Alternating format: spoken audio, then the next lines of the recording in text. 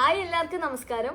ഇന്ന് ഉപ്പുമുളകും പ്രേക്ഷകരെ ഏറെ ഞെട്ടിച്ച ഒരു വാർത്തയായിരുന്നു ലൈംഗികാതിക്രമത്തിന് ഇരയായ നടി കേസ് കൊടുത്ത വാർത്ത.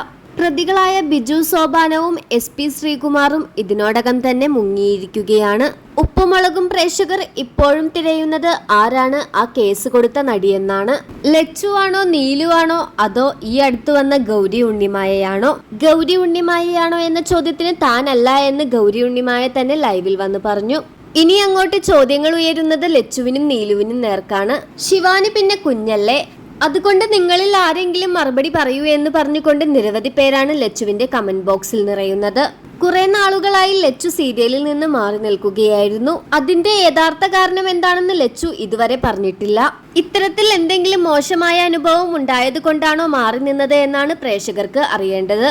ഉപ്പുമുളകും സെറ്റിൽ ഇങ്ങനെ ഒരു അവസ്ഥ ആരും പ്രതീക്ഷിച്ചു കാണില്ല. അത്രയധികം കുടുംബത്തോട് അടുത്തു നിൽക്കുന്ന കഥയായിരുന്നു ഉപ്പുമുളകിൻ്റേത്. അതുമാത്രമല്ല, ബാലു എന്ന അച്ഛൻ ക്യാരക്ടർ മലയാളികൾ ഏറെ സ്വീകരിച്ചതുമായിരുന്നു. ബാലുവിന്റെ പെരുമാറ്റത്തിലോ സീരിയലിൽ അഭിനയിക്കുന്ന കാഴ്ചപ്പാടിലോ ഇത്തരത്തിലുള്ള ഒരു വ്യക്തിയാണെന്ന് കണ്ടാൽ പറയില്ല. അതുകൊണ്ട് തന്നെ ഇത്തരത്തിലൊരു വാർത്ത വന്നപ്പോൾ ജൂഹിക്ക് നേരെയും വിരൽ ചൂണ്ടുന്നു.